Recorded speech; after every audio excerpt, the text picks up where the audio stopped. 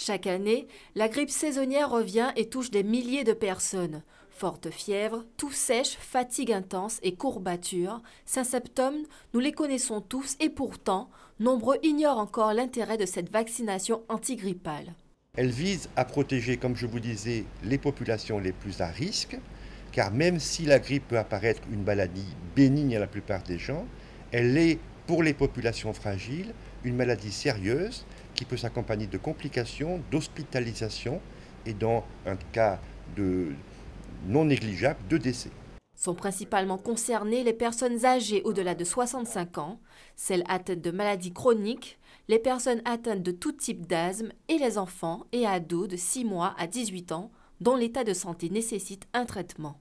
Le taux de couverture reste encore insuffisant. Selon les chiffres, seuls 24% des Guadeloupéens se sont fait vacciner en 2011, alors que le vaccin est gratuit et pris en charge intégralement par la CGSS pour les personnes vulnérables. Toutes les personnes qui sont à risque, comme a expliqué le docteur Lelouarn, reçoivent une prise en charge. Et cette prise en charge, pour une personne qui sera vaccinée pour la première fois, elle recevra la prise en charge qui se présente de cette manière. Et c'est une personne qu'on va dire primo-vaccinante. Et donc, cette personne aura cette prise en charge qui lui permettra d'aller chez son médecin traitant.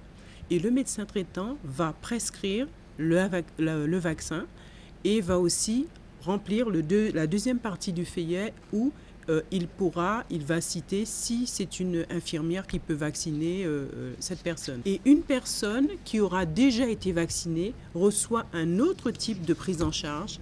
Et avec cette prise en charge, la personne peut se rendre directement à la pharmacie pour récupérer le vaccin, donc qui sera gratuit. Et le pharmacien va remplir la deuxième partie de cet imprimé en remettant le vaccin. La vaccination est fiable à 70%.